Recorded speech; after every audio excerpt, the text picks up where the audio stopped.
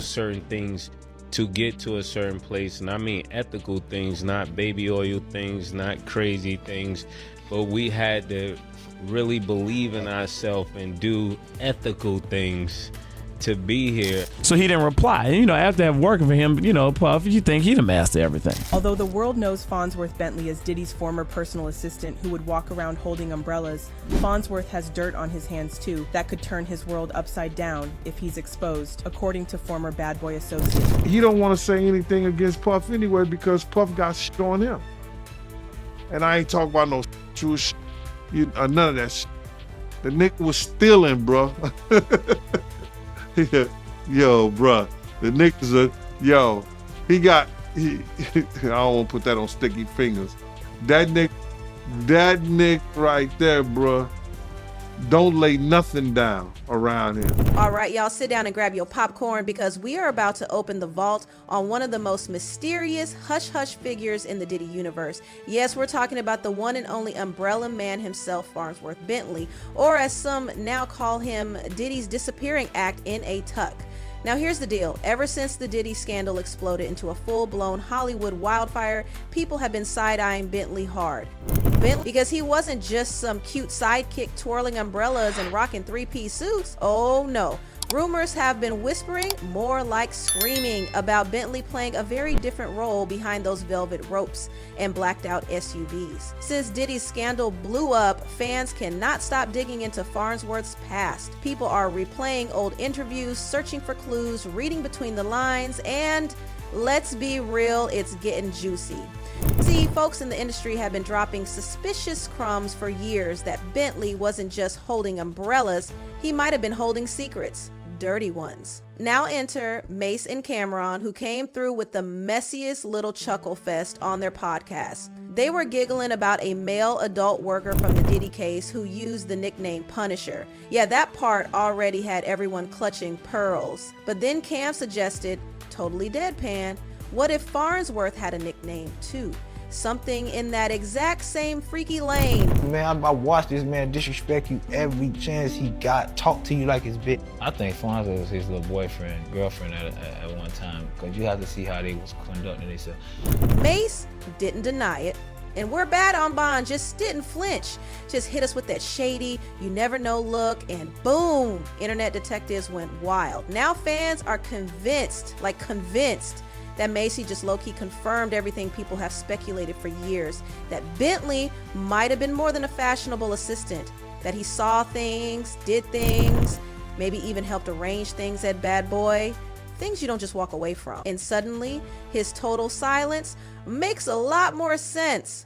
Let's rewind for a sec. Bentley didn't just fall into Diddy's orbit by chance. No. He entered Diddy's life at a very critical moment. Back in 2001, when Diddy was still going by Puff Daddy, he was knee-deep in legal nightmares. Gun charges, bribery, a nightclub disaster from '99. He barely escaped jail. I was watching the P. Diddy trial, and the Punisher came in there yesterday.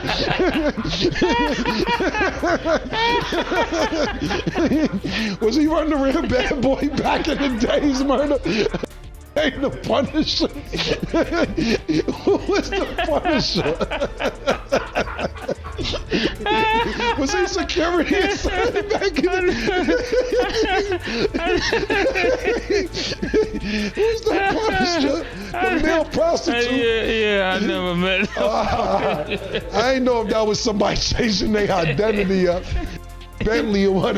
Say you ain't Mr. Bentley no more, you the Punisher. Yeah, that was wild. Yeah. That was super wild. Yeah, you don't know niggas. Ooh, child. Rep trashed. So what does a scandal-soaked mogul do when he needs to clean house? He rebrands. He becomes P. Diddy. And then, bam, he pops up in Saint-Tropez, gliding around like a monarch with a polished young man carrying his umbrella like it's royalty duties. That young man, Farnsworth Bentley. Just like that, the umbrella man became a key part of the Diddy image makeover. But people were side-eyeing from day one because while some laughed, others felt uneasy. Why was a grown man carrying another man's umbrella like a butler in public? It felt off. Eventually, Bentley did try to defend himself. On Angela Yee's show, he spilled a bit, said his real name is Derek Watkins. And Pager. Next thing you know, I just picked up the pager. You remember the guy that traveled from Howard University to intern with Andre Harrell? I'm that guy in 2001. Please don't make me go back to work on Monday at the restaurant. He replied, come to 1396 3rd Avenue. I literally started that day training as his assistant. The rest is history. And the whole Fonzworth Bentley character was manufactured, cooked up by someone in Diddy's camp named Tony Dyro. He said he'd moved from Atlanta to NYC, hustling, broke, hungry for a chance. Then one night at a club, he saw Diddy and just went for it. Diddy brushed him off at first, but Derek wouldn't let go. He texted constantly, borderline begging for a job. That's how he got in. And just like that, poof, the Umbrella Man was born. But again, was that really all he was? Once Diddy brought him into the fold, Bentley started popping up all over the place, especially on MTV's Making the Band. And that's when the vibes started getting weird. Their dynamic off. Fans were noticing something strange. Bentley was being snapped at, humiliated, constantly barked at on camera. Not like a colleague, not even like a personal assistant, more like something else. And here's where it gets spooky. Try finding full episodes of Making the Band now. Good luck. MTV scrubbed them, no runs, no streaming. Just poof, gone, like they're hiding something. But a few clips survived, and one of them shows Diddy straight up threatening Bentley over the phone. And not in a playful way. Old school fans of Making the Band remember the tension between them vividly. Hello? Hey, what up? I went to sleep. When I woke up, the whole house was clean, just like I asked for it to be. But I got a note right here from Babs. She broke out and went to Brooklyn. It's taking you entirely too long to tell this story. This is your problem, man. Good luck to you. When I get there, everything better be on point.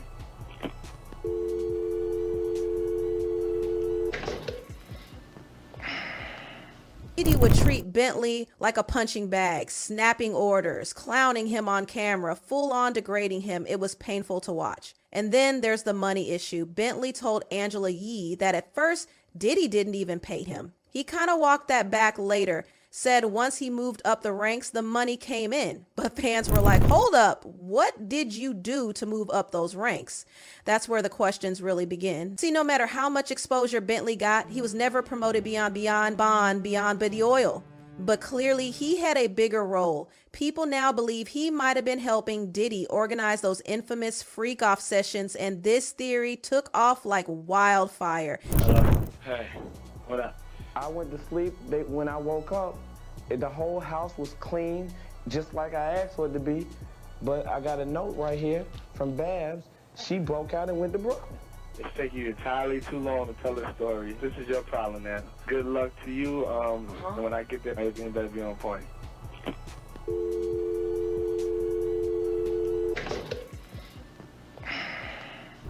After Cassie's court filings came out, in them, she straight up claimed that Diddy's assistants were tasked with prepping hotel rooms for adult workers.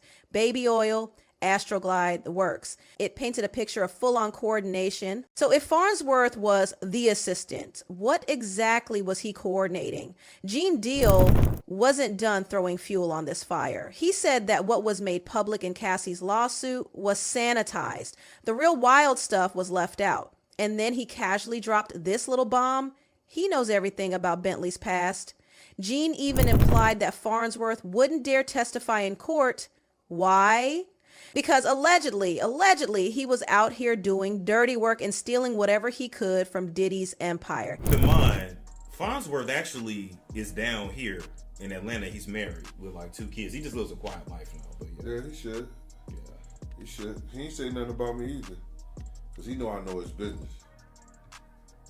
You know it's business. I know his business is business. And just when you think this story can't get messier, there's more. Industry insiders have long whispered that Farnsworth wasn't just a witness to Diddy's wild behavior. Some say he was an active participant, maybe even the original Punisher before Punisher showed up in the lawsuit. Yup, that deep. And it gets even darker. Remember that disturbing story about Kim Porter, the mother of Diddy's kids, getting her nose broken during a yacht fight?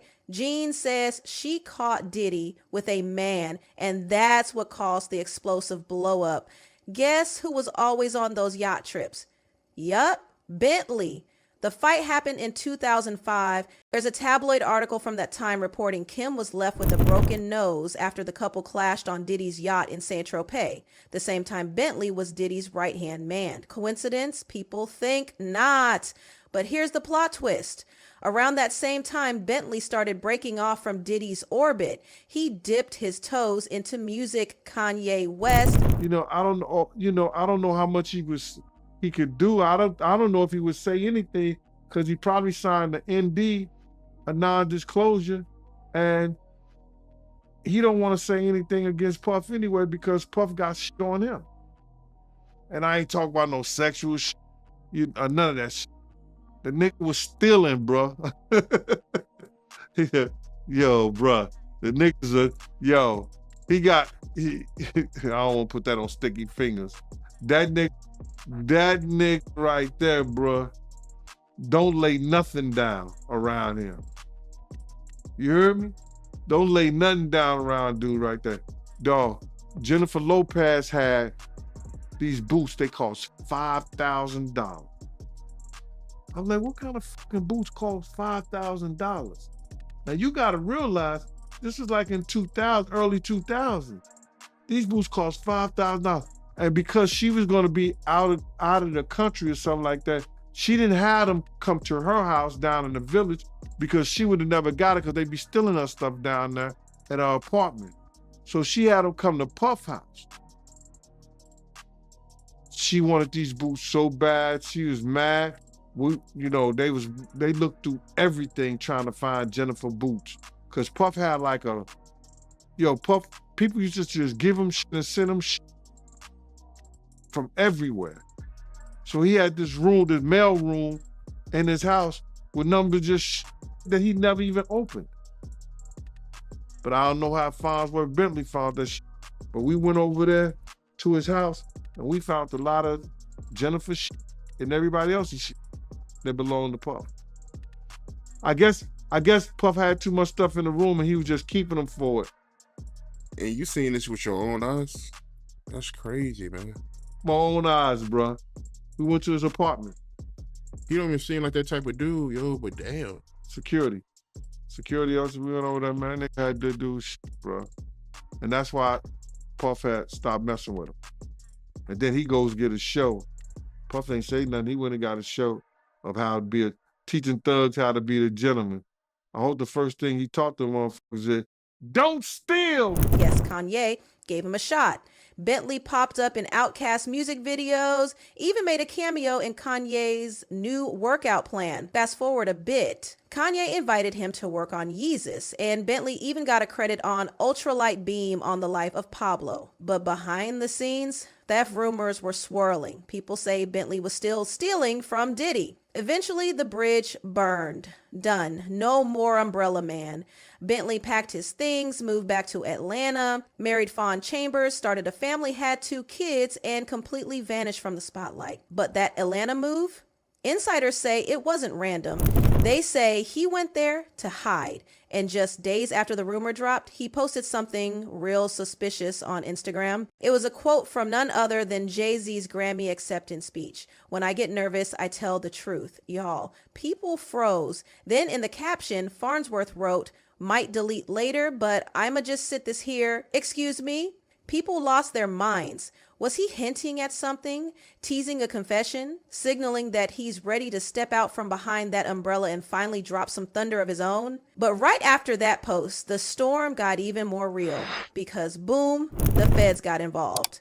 Homeland Security raided Diddy's homes. The case evolved from salacious gossip to full-blown federal investigation. And just like that, Bentley vanished again, gone. No more cryptic posts, no interviews, no follow-ups, just silence. It was like he had cracked the door open and then slammed it shut once the lights got too bright. Now here's the million-dollar question. Why? Why would someone so deeply connected to Diddy, someone who was practically glued to his hip during the most pivotal years, suddenly go radio silent when the truth is finally coming to light? Well, internet sleuths and industry insiders have some very strong theories. Some believe it all ties back to what Gene Deal said, that Bentley was allegedly involved in more than just towel fluffing and umbrella carrying. If Bentley really was helping set up those freak-off events, or worse, participating in them, then there's a very real chance his face or name could be linked to some of those files and tapes the feds seized. Let that sink in. That could explain why he's not speaking out. Because what if he knows his own exposure's just around the corner? And remember what Gene Deal also hinted. Allegedly, Bentley wasn't just doing shady things. He was also swiping stuff on the side, stealing, allegedly. And if you know Diddy's empire, you know he doesn't take betrayal lightly. So what if Bentley's afraid of more than legal exposure? What if he's afraid of retaliation? Or worse, what's actually on those seized devices? Let's circle back to the timeline because things aren't adding up the way Diddy's PR machine probably hoped. Farnsworth stayed silent when Cassie dropped her lawsuit. Silent when other victims came forward. Silent when Gene Deal, MASE, Cameron, and others started naming names. But the second people whispered book deal and expose, he teased the truth and then disappeared. That move screams damage control, self-preservation, like a man who knows he's walking a tightrope made of secrets. And here's another thing that fans can't stop pointing out. All those years Farnsworth was Diddy's right-hand man, there were consistent rumors about the power dynamics in their relationship. Bentley always played the loyal, smiling gentleman in public. He showed up on red carpets, stood at Diddy's side, and paraded in those custom-tailored suits like he was proud of the role. But behind the scenes, people say it was a different story entirely. A story of control, obedience, possibly coercion. There's even one theory that Farnsworth had no real choice in what he did, that he got caught up in Diddy's world so deep, so fast, that he couldn't escape without losing everything. And honestly, that might be the saddest part of all, because maybe Farnsworth was never the villain. Maybe he was a pawn. Someone who got sucked into a world he thought was glitz and glamour, only to find out it was power games and punishment behind closed doors. Fans who used to mock him for holding umbrellas now feel something deeper. Pity? Concern? Even a little fear. Because if he saw what was really happening behind the velvet curtain, what does he live with now? Guilt? Regret? Fear? Or is he still protecting Diddy? That's the big question nobody can answer yet. The longer Farnsworth stays silent, the louder the theories get. And right now, it feels like the world is holding its breath, waiting to see if he's going to step out of the shadows one more time, or if he's buried those secrets for good. And let's not forget, this isn't just about Farnsworth anymore. This is about what he represents. He was there when Diddy needed a cleanup job on his image. When Diddy wanted to look classy, royal, unbothered, and reborn. Fonzworth Bentley was the face of that transformation. But behind that royal persona was a young man who was texting Diddy nonstop for a job, grinding to break into the industry, desperate to be seen. And now, 20 plus years later, his name is tangled up in one of the darkest celebrity scandals we've ever seen. People are asking, did he enable it? Did he suffer from it? Did he help cover it? Or is he just another victim? If he does come forward, if that book ever sees daylight, we might finally get the answers. But until then, we're all just watching, waiting, speculating, and replaying old clips of that man in the white suit holding a white umbrella in Saint Tropez like he was royal. But royalty doesn't hide. So what is Farnsworth Bentley hiding? The silence is loud. The secrets feel heavy.